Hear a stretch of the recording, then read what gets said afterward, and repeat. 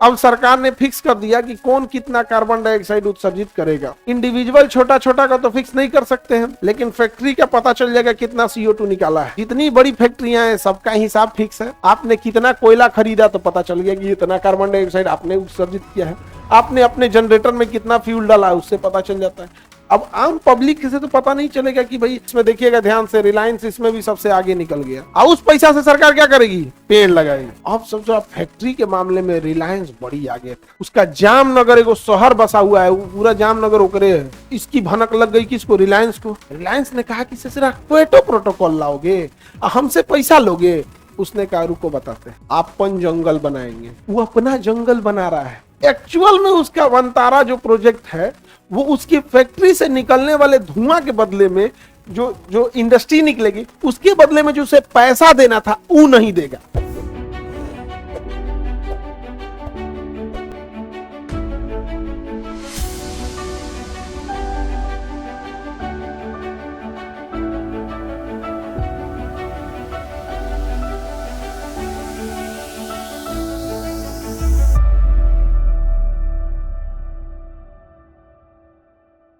Carbon footprint किसी व्यक्ति, संस्था या देश द्वारा उत्सर्जित कुल ग्रीन हाउस गैस की मात्रा को क्या कहते हैं? कार्बन। अब ये कार्बन फुटप्रिंट को कम करना जरूरी है या नहीं है, ये बताइए। कार्बन फुटप्रिंट को कम करना जरूरी है या नहीं है? बहुत जरूरी है। कार्बन फुटप्रिंट को क्या किया जाए? कम किया जाए। तो कार्बन फुटप्रिंट कम कैसे होगा? इसके लिए एक सम्मेलन बुलाया गया जापान में। कहाँ बुलाया गया? जापान के शहर कहाँ पर? क्योटो में। जापान के शहर क्योटो में। और यहाँ एक समझौता हुआ, क्योटो प्रोटोकॉल। क्या हुआ? Kyoto protocol. कौन सा समझौता हुआ? Kyoto protocol. कौन सा समझौता? क्योटो प्रोटोकॉल 1997 में हुआ। 1997। याद रखना बड़ा सिंपल है, 10-10 साल पे ये सम्मेलन होता है। ठीक इससे 10 साल पहले 1987 में ओजोन बचाने के लिए हुआ था। वो हुआ था मॉन्ट्रियल में। 1987 में ओजोन बचाने के लिए क्या हुआ था? मॉन्ट्रियल में। तो हो गया मॉन्ट्रियल प्रोटोकॉल। कौन सा प्रोटोकॉल? Montreal protocol. कौन सा प्रोटोकॉल? Montreal protocol. कब हुआ था? ये क्या है? Kyoto protocol. क्योटो प्रोटोकॉल कब हुआ? 1900। ये ग्रीन हाउस गैसों को कम करने के लिए, चुपचाप बोले तो कार्बन फुटप्रिंट को कम करने के लिए। क्या इसमें केवल CO2 कम करना है या उसके साथ साथ सभी कार्बन फुटप्रिंट को? सभी कार्बन फुटप्रिंट को यदि कम करेंगे तो ग्लोबल वार्मिंग डाउन होगा और वातावरण रहने लायक होगा। यह योजना ठीक इसमें क्योटो प्रोटोकॉल, जापान में यह समझौता हुआ था कि सभी देश CO2 के उत्सर्जन के लिए एक अपना कोटा फिक्स कर देंगे। क्या फिक्स कर देंगे? कोटा फिक्स कर देंगे। अब इसमें देखिएगा ध्यान से, रिलायंस इसमें भी सबसे आगे निकल गया। अभी देखिए अब क्या है ना, ग्लोबल वार्मिंग में सबसे ज्यादा CO2 जिम्मेदार है। रीजन समझो, आप गाड़ियों से निकालेंगे कार्बन मोनोऑक्साइड, गाड़ियों में लगा हुआ है कैटेलिटिक कन्वर्टर, वो बदल दिया उसमें कार्बन डाइऑक्साइड में। अब सरकार ने फिक्स कर दिया कि कौन कितना कार्बन डाइऑक्साइड उत्सर्जित करेगा। इंडिविजुअल छोटा छोटा का तो फिक्स नहीं कर सकते हैं, एक इंडिविजुअल व्यक्ति का, लेकिन फैक्ट्री का पता चल जाएगा कितना CO2 निकाला है। आप कहेंगे ये कैसे? तो देखिए फिक्स है कि 1 लीटर पेट्रोल पे कितना कार्बन डाइऑक्साइड निकलता है, 1 लीटर डीजल पे कितना निकलता है। समझ रहे हैं? फिक्स है कि 1 किलो कोयला जलाएंगे तो कितना निकलेगा। जितनी बड़ी फैक्ट्रियां हैं सबका हिसाब फिक्स है। आपने कितना कोयला खरीदा तो पता चल गया कि इतना कार्बन डाइऑक्साइड आपने उत्सर्जित किया है। आपने अपने जनरेटर में कितना फ्यूल डाला है उससे पता चल जाता है। अब आम पब्लिक से तो पता नहीं चलेगा कि भाई तुम 4 लीटर पेट्रोल बनवाए मोटरसाइकिल से, तुम भी दो पैसा दो। आम पब्लिक से कैसे वसूला जाएगा? सुनो ध्यान से। तो ग्रीन हाउस के लिए क्योटो में एक नियम बनाया कि जो प्रदूषण कर रहा है पैसा वसूलिए, पैसा वसूलिए उससे। कहा क्या? कैसे? तो मोटरसाइकिल में कोनो स्कूटी में भरवा के चल गई, कोनो स्कूटर टेम्पू मोटरसाइकिल में भरवा के चल गया, पैसा मांगेंगे कि धुआं छोड़ा है पैसा दे, मरबो करेगा। क्या है, गरीब आदमी को तब तक लूटता है जब तक उसको पता ही नहीं चलता। पेट्रोल में 2 रुपया बढ़ा दी, पेट्रोल में कितना रुपया बढ़ा दिए? 2 रुपया। क्योटो प्रोटोकॉल में ना आपसे भी वसूला जाएगा। अभी वो पूरी तरह से लागू नहीं हुआ है, धीरे धीरे लागू किया जाएगा। तो हर पेट्रोल पे 2 रुपया वसूला जाएगा। और पेट्रोल जिसकी पेट्रोल टंकी है, जितना जहां तक है सारा जगह से, वो 2-2 रुपया पर लीटर के हिसाब से कलेक्ट हो जाएगा। अब तो इजीली कलेक्ट हो जाएगा, वहां तो मीटर लगा हुआ है। और एक बड़ा सा फंड जमा होगा जिससे कि पर्यावरण और पेड़ लगाया जाएगा। सोचिए जापान में बैठ के रूल बना रहा है, कितना तगड़ा रूल बनाया है। इंडिया के आदमी पगला गया था, आदमी सब कैसे वसूलेंगे। कहा कि रे तू लोग बैठ यहाँ पे, बैठ यहाँ, तो नहीं कुछ नहीं आता है, बैठ हम बता रहे हैं कैसे। तो पब्लिक से कैसे वसूलेगा? पेट्रोल पे बढ़ा दिया, एक नेशनल लेवल पे एक बड़ा सा फंड इकट्ठा हो जाएगा कई हजार करोड़ का, अब उससे पेड़ लगाए जाएंगे पर्यावरण के लिए। तो भाई आप धुआं नहीं रोक सकते, उसे काउंटर करने के लिए बना दीजिए। तो इंडिविजुअल को तो पकड़ लिया, इंडिविजुअल का कोयला भी 1 रुपया 10 रुपया 10 पैसा 20 पैसा महंगा कर देगा, नहीं समझे? अब जैसे कोयला जहां मेन खदान से निकल रहा है, तो अब ना धीरे धीरे डिस्ट्रीब्यूट हो जाएगा, वहां थोड़े कोई पकड़ पाएगा। खदान से निकला, पता चला कोयला सपोज कीजिए 12 रुपया है, करना 12.5 रुपया लगेगा, खदाने से उसको पैसा इकट्ठा हो गया, अब ले जाओ ना, तुम कहीं बेचते रहो, वहीं से निकाल दिया। यहाँ पे पेट्रोल को भी क्या करेगा, जहां से पेट्रोल निकल रहा है, मान के चलिए 105 रुपया है, वहीं से कह देगा कि 105 रुपया है, 107 रुपया के हिसाब से लाओ। अब लाओ, सोचा तो नहीं जा, यहाँ पैसा इकट्ठा हो गया, तुम कहीं वसूलते रहो। तो इंडिविजुअल से ले लिया, डेटा भी हो गया, इतना फ्यूल बिका है, इतना कोयला बिका है, तो इतना कार्बन उत्सर्जित हुआ होगा। तो इंडिविजुअल का तो सरकार करेगी।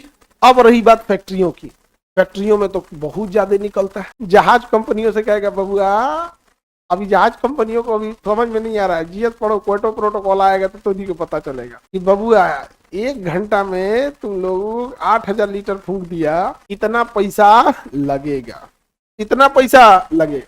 और उस पैसा से सरकार क्या करेगी, पेड़ लगाएगी। अब सबसे फैक्ट्री के मामले में रिलायंस बड़ी आगे, उसका जामनगर एगो शहर बसा हुआ है, वो पूरा जामनगर ओकरे है, समझ में आ गया, अंबानी के रिलायंस का।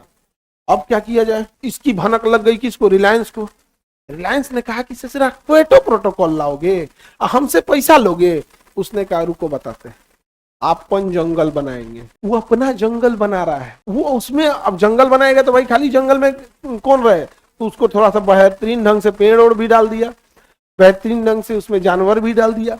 एक्चुअल में उसका वनतारा जो प्रोजेक्ट है, वो उसकी फैक्ट्री से निकलने वाले धुआं के बदले में जो इंडस्ट्री निकलेगी, उसके बदले में जो उसे पैसा देना था वो नहीं देगा, वो नहीं देगा। कहेगा देखिए जितना CO2 निकाले हैं ना, उसका 4 गुना हम बना दिए हैं, तो हम निकाले CO2 1, अब बनाए कितना 4, तो हमारा 1 ये इसको कैंसिल कर देगा।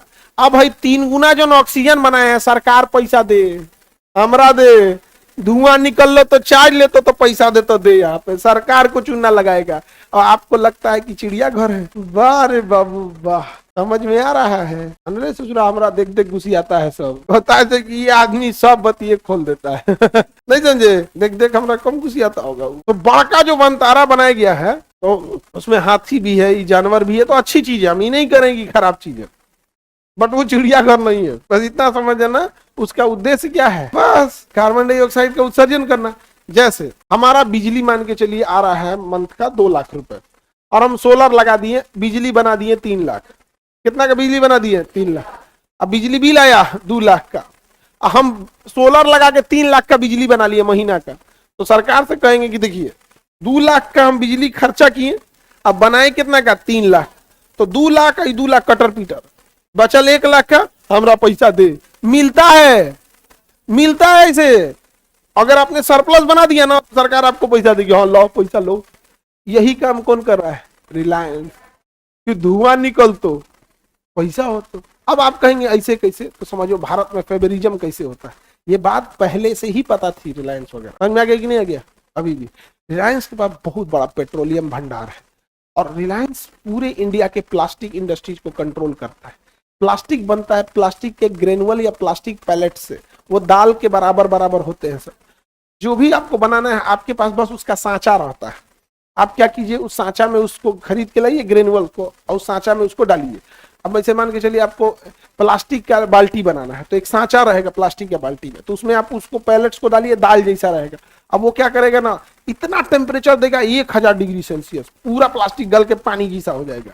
अब तुरंत उसको दबा देगा, सांचा में दबा देगा। अब वो तो पानी जैसा हो गया। जिस सांचा का है, अगर बाल्टी के शेप का है तो बाल्टी बनेगा, चम्मच के शेप का है तो चम्मच बनेगा, कुर्सी के शेप का है तो कुर्सी बनेगा, कटोरे के शेप का है तो कटोरा बनेगा। कुछ भी बनाइए आप, अब आप बनाइए, उसको ऐसे खोलेगा तो ठंडा हो जाएगा, फिर वो बन के रह गया, प्लास्टिक बन गया। तो उसे कहते हैं प्लास्टिक इंजेक्शन मोल्डिंग मशीन। उसमें इंजेक्ट कर दीजिए प्लास्टिक को, और मोल्ड मतलब होता है सांचा, चाप के बना दिया उसमें प्लास्टिक। तुम बनाओ प्लास्टिक, लेकिन जो उसका मेन इंग्रेडिएंट है कौन दे रहा है, रिलायंस। और बाहर से आप खरीद नहीं सकते, सरकार ने केवल लाइसेंस। अपने यहाँ अमीर बना जाता है बिना कुछ किए, समझा गया। तुम गरीब कर दोगे रिलायंस को। तुम प्लास्टिक का कुछ भी खरीदो, उसी के यहाँ से आ रहा है, उसको कुछ थोड़ी ना महंगा करना है। वो कहेगा ठीक है हम 1 रुपया महंगा कर रहे हैं, 1 रुपया महंगा करो, पूरा इतना जितना चीजें सब बन के चला है। समझ आ रहा है कि नहीं? तो वो कंट्रोल कर लेता है, क्योंकि उसी पेट्रोलियम से उसके पास अवेलेबल है, उस पेट्रोलियम से उसके पास क्या है, अवेलेबल। और जो पेट्रोलियम छान के जो धुआं निकल रहा है उसको काउंटर कौन कर देगा, वंतारा। समझ में आ रहा है? समझे? जब उसका जामनगर इंडस्ट्री, रिलायंस वाले बड़ी तेज है इस मामले में, बहुत तेज है। जब जामनगर फैक्ट्री लग रही थी तो उसके पास 600 एकड़ जमीन थी जो सरकार ने उसे दिया पर्यावरण को बचाने के लिए। कुछ 600 एकड़ में सरकार ने कहा कि पेड़ लगाओ, तो आम का पेड़ लगा दिया, किसी का पेड़ लगाया आम का 600 एकड़ में, और वो भी ई ग्रेड की वेराइटी का, जो इंडियन आदमी नहीं खाता है, सब यूरोप में जाता है। लो, अब पर्यावरण भी बच गया, और हर साल आम तोड़ के कहाँ भेज रहा है, यूरोप। तुमको क्या लग रहा है तुम्हारे लिए मालदा आम बोएगा, दशहरी कपूरी सब होता रहेगा, अल्फांसो बे को निकल गया।